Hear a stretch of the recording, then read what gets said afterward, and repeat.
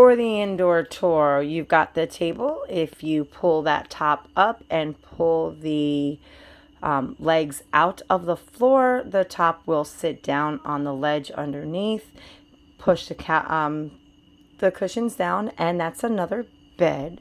You have the couch over here. The couch does have the buttons in the arm to recline it back. When you go ahead and pull out the slide, you'll be able to plug it in. It is not plugged in right now, but it does need to be plugged in order to recline it back. It reclines almost all the way to laying, so if somebody had to sleep there, it is a possibility. The bathroom is towards the back of the RV, and you do have the toiletries on the top as well as underneath. They are free to use, but if you do use them, please feel free to take them with you. All of the toiletry supplies are underneath the sink. Toilet paper, the freshener for the toilet if you have to change out the tank, if you have to empty the tank for any reason. Your shower with an extra storage basket there. You do have a vent right here. Just go ahead and turn the knob, and there is a switch in the corner that will turn on that fan. This hose down here on the bottom of the shower will actually be in the storage unit that I showed you in the outside tour. If you hook a hose to that hose, that hose is used to rinse out the toilet when you clean the black tank. It sprays all around so you can get everything out of there. You will not have to worry about that unless, of course, you're keeping the RV for more than a couple of days. I do have air fresheners / night lights in both the bathroom and in the living area. You have the broom and the dustpan on the bathroom door just in case you need it. The top bunk has the air conditioner vent, but no outlets. It does have a light. And the bottom bunk has a window that opens, but no air conditioner vent. And it has your outlets. So the teenager might want that one so they can charge their phone. Your biggest closet is right here by the bunks. And then you do have drawers underneath it. The storage underneath the TV has all of your towels, washcloths, hand towels, all that. There's some more bedding, cleaning supplies in case you need them, and some extra water, usually if it is stocked. The refrigerator comes stocked with some water, and there are containers in there to help keep from your food sliding around. And if you're that type, like my husband, I have some glasses in the freezer so that they're nice and frosted for you. The check-in, check-out form is on the refrigerator for when you pick up the RV. You have your microwave and your stove. When you're traveling, just pull the cover down. Or if you don't want to look at the stove, pull the cover down. I do have the plants and the knives that will be stored in the cabinets for travel, but you can put them back out when you get to your destination.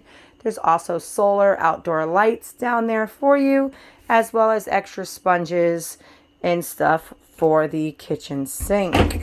In the pantry, you have all your dishes. There's a small crock pot, napkins. There's a small container of olive oil, pancake syrup. It might not always have the same things, but there are some staples, snacks, that kind of stuff. Your hand towels are down at the bottom, along with your citronella candle and a first aid kit. Your fire extinguishers are at the front door, number 1. And if you go back to the back bathroom, you have the second fire extinguisher just in case you need them. Hopefully you never will.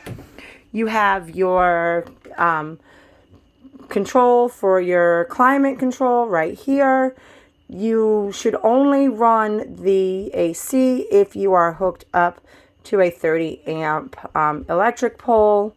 And then the heat only works with the propane, so keep that in mind. All right, so let's go back to the back bedroom. Back here, You have the queen size bed, 2 closets, and your shelves.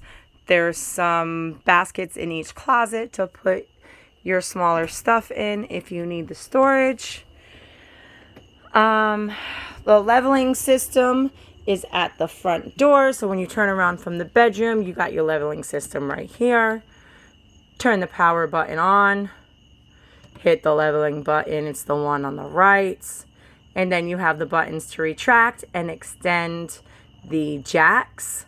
If it works the way it's supposed to, it will level out the trailer on its own. However, for whatever reason, it works everywhere but in my yard.